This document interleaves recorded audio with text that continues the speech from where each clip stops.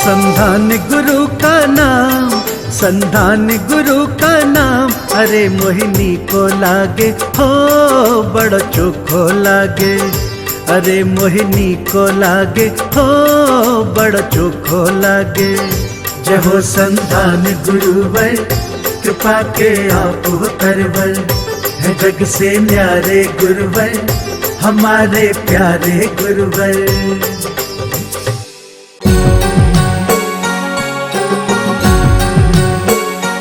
इस कार्यक्रम के पुण्यार्जक हैं माताजी एवं पिताजी श्रीमती कमला जैन, श्रीमान रूपचंद जी जैन, श्री दिनेश जैन, श्रीमती रेखा जैन, दिवेश जैन, तन्वी जैन, दिशा जैन एवं समस्त गंगवाल परिवार, प्रवासी मुंबई, निवासी ब्यावर। एक महत्वपूर्ण और ज्वलंत विषय आप लोगों के सामने मैंने रखा, जिसको चिकित्सा माफिया के नाम से जाना जाता है।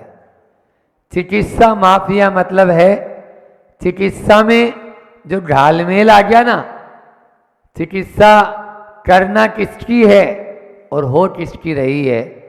आचार्यों ने, हमारे गुरु जी ने हाइकू दिया, कल मैंने कहा भी था कि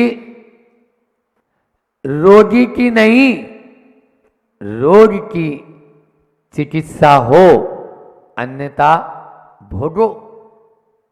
इस 17 अक्षर में आचार्य श्री जी ने बहुत राज की बात कही और उसका अर्थ भी आपको बताया। आयुर्वेद के शास्त्रों में और जैन आगम में एक शब्द आता है जो चिकित्सा माफिया के लिए ही है, और उसका नाम है प्रज्ञा अपराध। बोलो तो, प्रज्ञा अपराध। प्रज्ञा अपराध महाअपराध। चाहे चिकित्सक और रोगी हो, चाहे शिक्षक और शिष्य हो, चाहे माता पिता और पुत्र पुत्री हो, आज हर व्यक्ति इस प्रज्ञा अपराध के चंगुल में फंस रहा है। वो उसको बुद्धि तो मिली है, लेकिन उस बुद्धि को सही दिशा में काम न लेकर वो खुरापाती तिड़म बोलते हैं इसको, मारवाड़ में तिड़म, वो तिड़म लगाना चाहता है कि कैसे मुझे इसमें से ज़्यादा फायदा हो जाए। वो फायदा भी काय का, केवल मात्र अर्थ का, बाकी सब नुकसान होने, धर्म का नुकसान होना है, स्वास्थ्य का नुकसान होना है, आपके जो है समाज का नुकसान होना है, राष्ट्र का भी उसमें हित नहीं है। लेकिन बस ये रोकड़ा, इसके पीछे आदमी हर कार्य करने के लिए एक तरह से मतलब वो लालायित हो जाता है, मजबूर नहीं बोलूँगा, वो उसके पीछे ही लगा ही रहता है दिन रात, जैसे तैसे कैसे भी बस पैसे आ जाएं। इस प्रकार से हमने यह आहार विज्ञान की स्वास्थ्य सप्ताह प्रवचनमाला में आहार विज्ञान के बारे में समझा कि किस प्रकार से आज आपको हम, आपकी भोजनशाला होती है ना, जिसको आप लोग आजकल इंग्लिश में किचन बोलने लगे, क्योंकि वहाँ किच किच ज़्यादा होती है। जहाँ किच किच होए वो किचन, ऐसे उस किचन में लेके चलें, लेकिन मैं उसको रसोई घर बोलूँगा। और वो रसोई घर नहीं है, वो आपका चिकित्सालय है। कल मैंने कहा था रसोई घर नहीं, चिकित्सालय है। और वही नहीं, अग्नि देवता का वास है, उसमें जो आपको मिल रहा है वो प्रसाद मिल रहा है, प्रसाद मिल रहा है।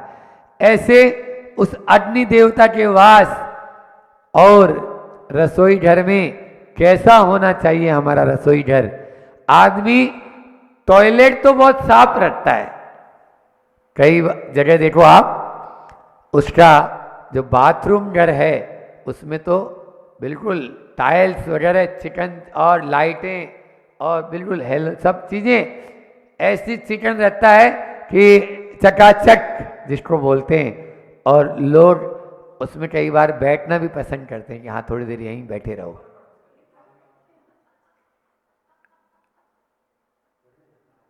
लेकिन रसोई घर बिल्कुल अंधेरे में बना रखा है, तो थोड़ी काम होगा। सबसे पहला है हवादार हो और प्रकाश वहां पर पहुंचे। हमारे यहाँ जैन आगम में एक शब्द आता है आलोकित पान भोजन। आलोकित पान भोजन का मतलब है आप जहाँ बनाते हो वो भी आपका उजाले में होना चाहिए। आज लाइट में बनने लगा। मैं कई बार चौकों में देख लेता हूँ, अब क्या बोल नहीं सकते। उस समय लाइट जल रही है और आहार बना रहे हैं। रात्रि भोजन का दोष लगेगा मुनि महाराज जी को भी और बनाने वालों को भी। यदि मुनि महाराज ऐसे चौके में आहार ले रहे हैं तो उनको तो दोष लगेगा ही। इसलिए आपने देखा होगा हम तो सबसे पहले चौका देखते हैं कि तुमने बनाया कहाँ पे। कई चौकों से या तो लौटना होता है और या लाइट जलती दिख जाती है तो अंतराय करके अपना आ जाते हैं। ये क्यों? क्योंकि आपने आलोकित पान भोजन का पालन ही नहीं किया। कैसे आप स्वस्थ रहेंगे? स्वास्थ्य की बात करने वालों, स्वस्थ रहने के लिए सबसे पहला जरूरी है दिन में भोजन बनाएं और दिन में भी ऐसा हमारा चौका हो जिसमें हवा और प्रकाश दोनों उपलब्ध हो। तो सबसे पहला है चौके में हवा और प्रकाश हो। 4 बातें करूंगा। दूसरा है स्वच्छता, सबसे ज्यादा जरूरी। चौका एक ऐसी जगह है जहां पर स्वच्छता होनी बहुत जरूरी है। शुद्धि होनी जिसको बोले। पुराने समय में सीधे सीधे चौके में किसी को प्रवेश नहीं मिलता था। बच्चे तो जा ही नहीं सकते थे। महिलाएं, पुरुष भी नहीं घुसते थे। ये और बता दें, केवल महिलाएं भी वो महिलाएं जो शुद्ध वस्त्र पहनी हुई हैं। अभी कोरोना ने सिखा दिया था आप लोगों को कि बाहर जाके आए हो तो कपड़े बदल। कौन कौन से भिटकिया आया है, कौन कौन से छिड़किया आया है, कपड़े बदलो तब अंदर घुसो। ये बिल्कुल सही था, क्योंकि आपको इन्फेक्शन फैल जाएगा, है ना। इन्फेक्शन होता है ना। आप देखो चौके में हर कोई व्यक्ति घुस जाएगा तो बाहर के कपड़े, आज तो हो ही रहा है, बाहर की महिलाएं उन्हीं कपड़ों में बेडरूम पे जा रही है, गद्दे पर बैठ रही है और उन्हीं कपड़ों में चौके में छू रही है। अब क्या होगा? बीमारी का घर होगा या नहीं होगा? बोलो। एक उदाहरण सुना के अपनी बात को, स्वच्छता का कितना प्रभाव पड़ता है कि एक डॉक्टर दंपति थे और वो डॉक्टर दंपति के जो महिला थी, उस महिला को वोमिटिंग होना शुरू हुआ। मनीष जी सुन रहे हो? जो भी खाएं उल्टी हो जाए, जो भी खाएं। सारे डॉक्टरों को दिखा लिया, खुद डॉक्टर था, बड़े बड़े डॉक्टरों को दिखा लिया। देश में ही नहीं विदेश में भी जांचें हो गई, कुछ भी नहीं है, कोई भी चीज पकड़ में नहीं आई। बेंगलोर के डॉक्टर दंपति, ये भी स्थान में बता दिया मैंने, हकीकत बता रहा हूं। जब गुरु चरणों में आए तो उन लोगों ने से पूछा तो बताया कि उल्टी होती है, जो भी खाते हैं कुछ भी अंदर में ग्रहण नहीं हो पा रहा है और कैसे करें। तो बोले आपके यहाँ शुद्धि अशुद्धि का विवेक करते हैं? बोले वो क्या की शुद्धि अशुद्धि? बोले 3 दिन महिलाएं जो अशुद्ध में हो जाती है तो उसमें चौके में जाते हैं। बोले हाँ, इसमें क्या है, ये तो एक नेचुरलिटी है। जैन डॉक्टर दंपति वो बोल रहे हैं ये तो स्वाभाविक है, प्रकृति है।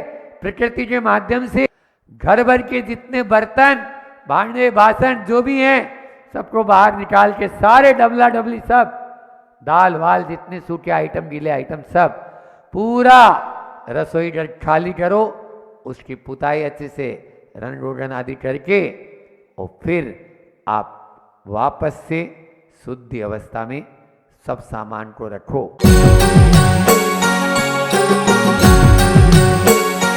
इस कार्यक्रम के पुण्यार्चक थे माताजी एवं पिताजी श्रीमती कमला जैन, श्रीमान रूपचंद जी जैन, श्री दिनेश जैन, श्रीमती रेखा जैन, दिवेश जैन, तन्वी जैन, दिशा जैन एवं समस्त गंगवाल परिवार, प्रवासी मुंबई, निवासी ब्यावर। परम पूज्य